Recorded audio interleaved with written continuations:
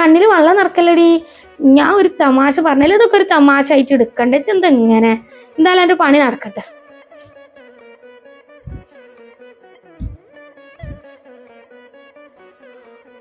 എന്നോട് ഞാൻ തീർത്തണ്ടടി.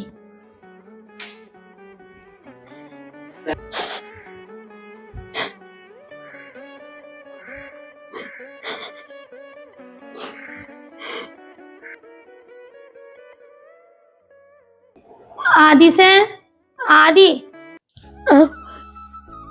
ഇതേ ഇന്റെ ഒരു ഡ്രസ്സാണ്. എനിക്ക് നല്ല ചേർച്ച ഉണ്ടാവും. ഞാൻ അൽമാറയിൽ ചുരുട്ടി വെച്ചിരിക്കുന്നു കേട്ടോ. ഞാനിപ്പോ നേരെ ആക്കുമ്പോഴാണ് കണ്ടത്. ഞാൻ ഇട്ടിട്ടില്ല കേട്ടോ. ഞാൻ അടിച്ചു കൊടുന്ന് വെച്ച പാടാണ്. അപ്പൊ എനിക്ക് നല്ല ചേർച്ച ഉണ്ടാവും. ഇത് ഇട്ടോ. അതവിടെ വെച്ചാളാം. എന്താ കരയാണ് ആദ്യ? കരയ? കണ്ണിലെന്തോ പൊടി വീണതാ. പിന്നെ കണ്ണിന്ന് വെറുതെ കണ്ണീര് വരുവാ?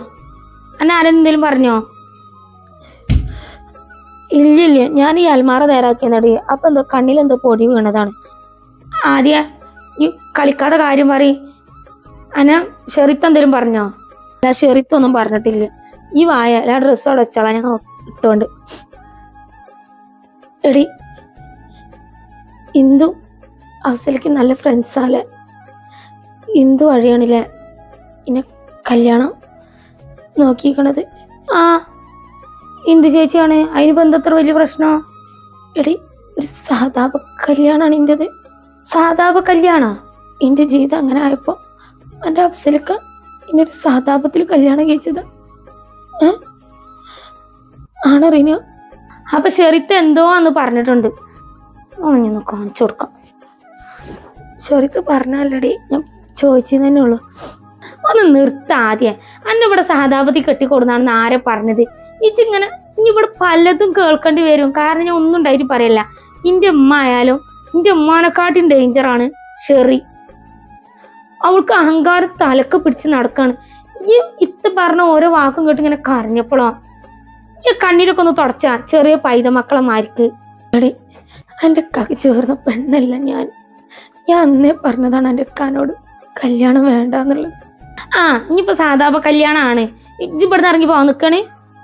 എൻ്റെ പെരക്കാരോട് പറഞ്ഞതാണ് ഞാൻ പോയിക്കോളാം എൻ്റെ പെരേക്ക്. ഞാൻ കാരണം നിങ്ങൾ ആങ്ങളെ പെങ്ങന്മാരും കൂടി വെറുതെ അങ്ങോട്ടും കൊണ്ടും വേണ്ടടി. പോയിക്കോ.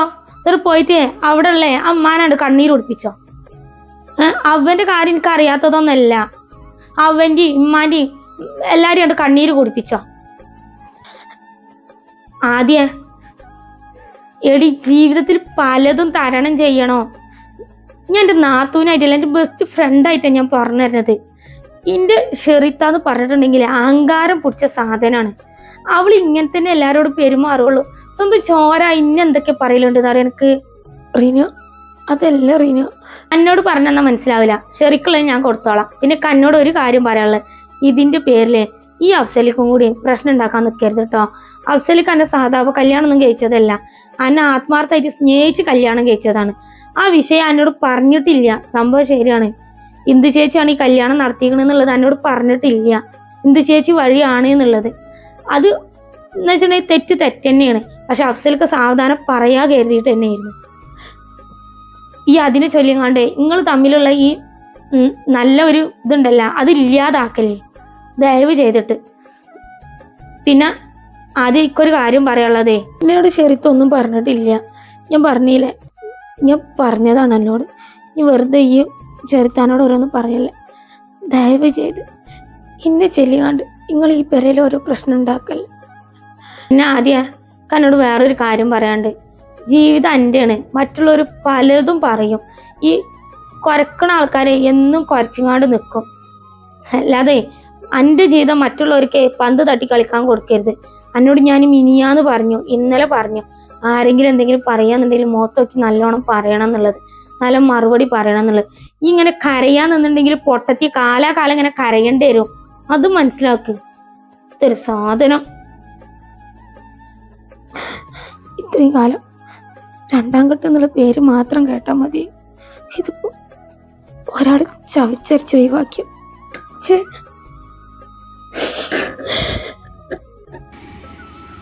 ഡി ഞാൻ എൻ്റെ വീട്ടിലെത്തി. നമുക്ക് എല്ലാവർക്കും കൂടി ഒന്നേ കൂടിയാലാ, ഫ്രണ്ട്സുകളൊക്കെ പാടൊത്തിട്ട്. ഈ ഗ്രൂപ്പിൽ പറയും. ഞായറാഴ്ച ആക്കാം. ആയിക്കോട്ടെ. ഷെറിത്ത എനിക്ക് എന്തിന്റെ കയട ഷെറിത്ത? ഞാൻ വിളിക്കട്ടെടി. എന്താ അറിയോ ഇങ്ങനെ പൊട്ടിത്തെറിച്ച് വരണേ? അറിയാൻ പാടിയാ ഞാൻ ചോദിക്കാണ്. തന്റെ പ്രശ്നം എന്താണ്? ഇത്തവിടെ കുടുംബം കലക്കാനായിട്ട് കയറി വന്നതങ്ങണ്ട്. അതിനോട് എന്താ പറഞ്ഞത്? ആ പാവം അവിടെ ഇരുന്ന് കരയാണ്. എന്താ ഷെറി ഇങ്ങനെ? ഞാൻ എന്ത് പറഞ്ഞു? അവള് കരയണതൊക്കെ ഞാൻ പറഞ്ഞിട്ടാണ്. ഒന്ന് നന്നായിക്കൂടെ?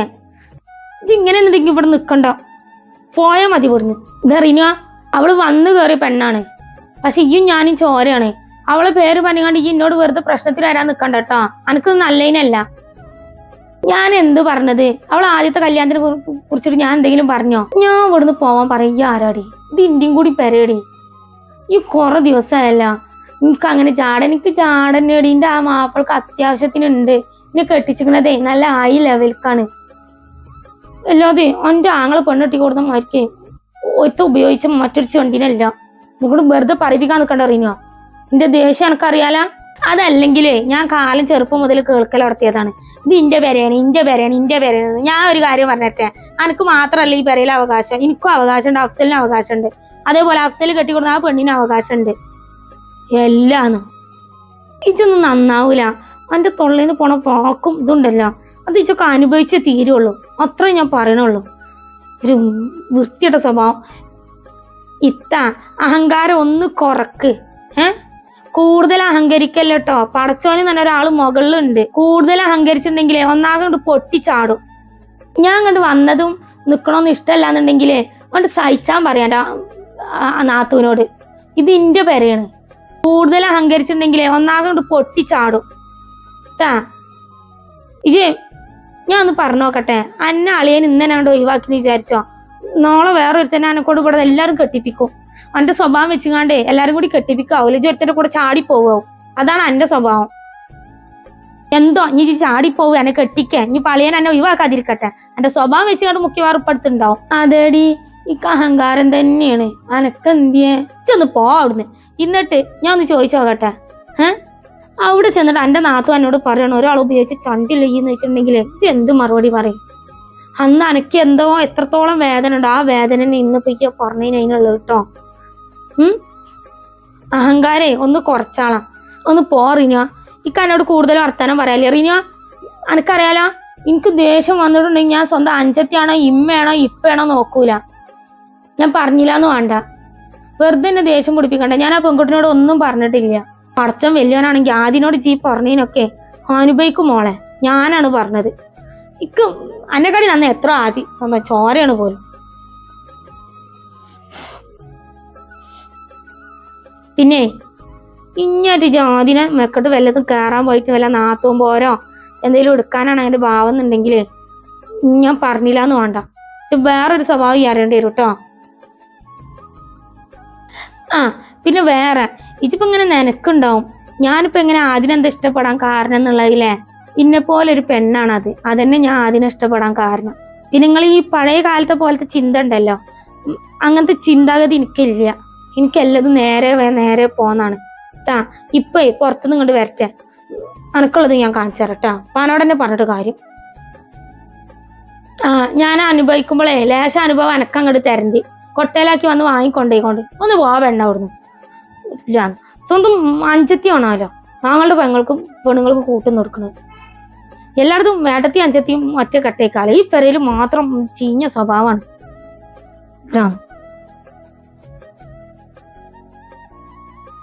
എന്തായാലും അവൾക്ക് കൊണ്ടുക്കണേ, അത് മതി. ഇനി അവളും അഫ്സലും ഇന്തും കൂടി നല്ല പ്രശ്നം ഉണ്ടാക്കിക്കോളും. എന്നിട്ട് അവൾ ഇവിടുന്ന് തെറ്റിപ്പോണം. അന്നെ ഇവിടുന്ന് പറഞ്ഞയച്ചിട്ടേ ഞാൻ ഇവിടുന്ന് പോവുള്ളൂ. എന്നിട്ട് ഈ ഷെറി ഇവിടുന്ന് സ്വന്തം കെട്ടിച്ചു കൊടുത്തൊക്കെ പോകുള്ളൂ. അല്ലെങ്കിൽ ആ പെരേക്ക് പോക്ക് വലിയ താല്പര്യം. ഒരു കോന്ത മാപ്പിളി.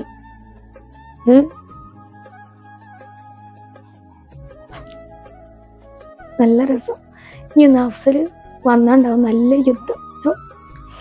അതുകൊണ്ട് കാണണം മാപ്പിളി പെണ്ണുങ്ങളും കൂടി തിരക്കുണ്ടാക്കണത്. എന്താ രസം.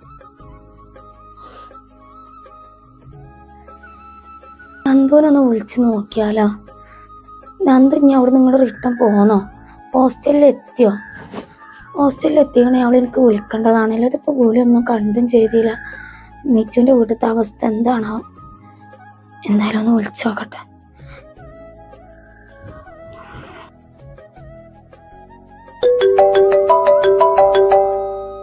അവ്വയാണല്ലോ. ഹലോ അവ്വ, സുഖാണോടാ? സുഖം. ഈ എന്താ നന്ദുവോ ഇപ്പൊ വിളിക്കാത്തത്? ഈ അവിടെ നിന്ന് ഇങ്ങോട്ട് പോന്നോ? ഹോസ്റ്റലിൽ എത്തിയോ? ഞാൻ ഇന്ന് വരേ ഉള്ളൂ ഇവിടെ. നാളെ മുതൽ കോളേജ് വരും. ഞാൻ വിളിക്കാത്തത് വേറെ ഒന്നും കൊണ്ടല്ല, കുറച്ച് തിരക്കിലായി പോയിടാ. നന്ദു, എന്റെ ആദ്യത്താന്റെ കല്യാണം കഴിഞ്ഞിട്ടാ. പിന്നല്ലേ നന്ദു, നിച്ചുവിന്റെ വീട്ടിലത്തെ അവസ്ഥ ഇപ്പൊ എന്താണ്? അവന്റെ ഉമ്മാന്റെ പാടിപ്പോ എന്താ? ഉമ്മാക്കിപ്പോ കുഴപ്പമൊന്നുമില്ല, എല്ലാവരും മറന്നു വരുന്നുണ്ട്. നീ ഇപ്പൊ ഓക്കെ അല്ലേ? പുറത്തേ എല്ലാരും മുന്നിലേ ഭയങ്കര അഭിനയം എന്തോ ഞാന്. പക്ഷെ ഉള്ളിൻ്റെ ഉള്ളില് നീറൊക്കെ ഇടുന്നിട്ട് ഇക്കെ അത്ര പെട്ടെന്ന് എൻ്റെ നിച്ചുവിനെ മറക്കാൻ പറ്റൂലല്ലോ. 1 വർഷം 2 വർഷമല്ല, 6 വർഷത്തെ ബന്ധമല്ലടി ഞങ്ങൾ തമ്മിൽ. അത്രക്ക് ഇഷ്ടമായിന്ന് അവനിക്ക് ഇനി. അവ നീ മറന്നോ? നിച്ചുവിന് നീ കരയുന്നത് ഇഷ്ടമല്ലായിരുന്നു. നിച്ചുവിന് തിരിച്ചു വരില്ല എന്നുള്ള സത്യം നീ മനസ്സിലാക്കണം. നാളെ മുതൽ കോളേജിൽ വാ. നിന്റെ ആദ്യത്താക്ക് സുഖമല്ലേ? ആ സുഖാണ്. അളിയനില്ലടി, ഒരു പാവാണ്. ആദ്യത്താന്ന് വെച്ചിട്ടുണ്ടെങ്കിലേ ജീവനാണ് മൂപ്പരാൾക്ക്.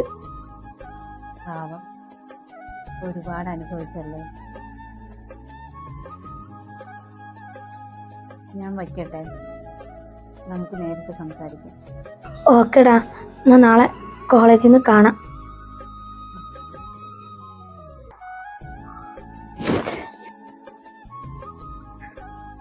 പാവം, നിച്ചുവിൻ്റെ വീട്ടിലെ അവസ്ഥ അറിയാൻ വേണ്ടി വിളിച്ചത്. അവളെ ഇനി ആ പഴയ അവയാക്കി മാറ്റിയെടുക്കണം.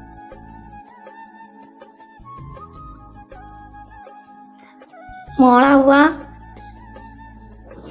ഇമ്മ, ഞാൻ നന്ദ ഇങ്ങോട്ട് വന്ന മോളെ. ഞാൻ പിന്നെ എന്നോട് അതിനെ പറ്റിക്കാണ്ടേ ചോദിക്കാനും മറന്നുപോയി. ഇമ്മേ, എൻ്റെ കുട്ടീനോട് ഒരു കാര്യം പറയട്ടെ. ഇമ്മാക്കറിയാം ഇമ്മാൻ്റെ കുട്ടിക്ക് പെട്ടെന്നൊന്നും നിച്ചുവിനെ മറക്കാൻ പറ്റൂല എന്നുള്ളത്. പക്ഷേ ഇമ്മാൻ്റെ കുട്ടി ഒരു കാര്യം മനസ്സിലാക്കണം. എൻ്റെ കുട്ടിയെ ചെറിയ പ്രായമാണെന്നുള്ളത്. എൻ്റെ കുട്ടിപ്പേ പഠിപ്പിൽ ശ്രദ്ധിക്ക്.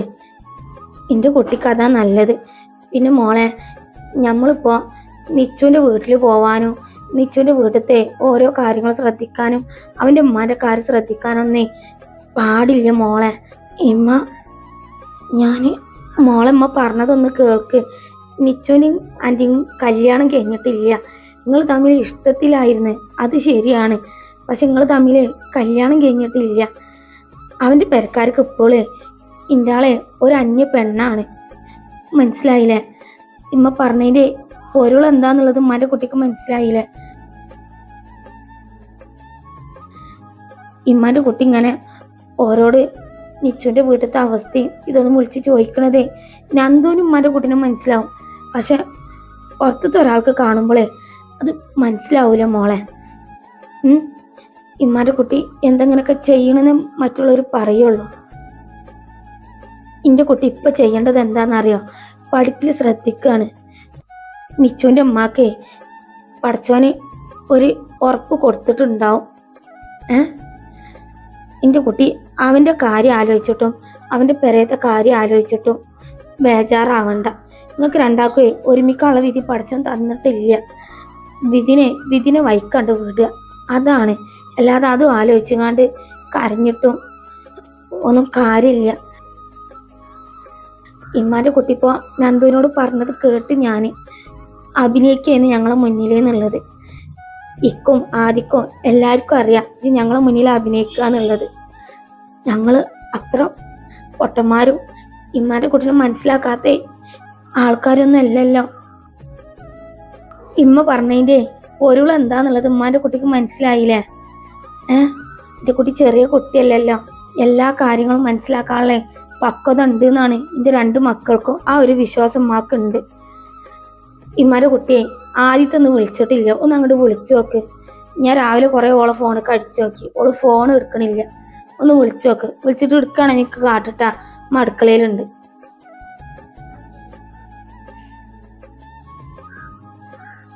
ഇമ്മ ഞാൻ ഫോൺ വിളിക്കണ ഫുള്ള് കേട്ട് തോന്നുന്നു.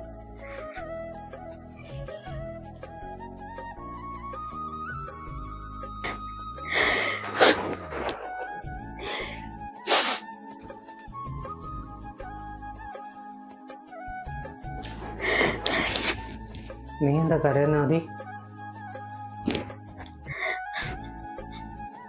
ഏയ് അല്ലക്ക, ഇങ്ങളെവിടേക്ക് പോയിന്ന്? പുറത്തേക്കോ? വെറുതെ കരയാൻ നിനക്കെന്താ ഭ്രാന്താണോ ആദി? എപ്പം നോക്കിയാലും ഒരു കരച്ചില്.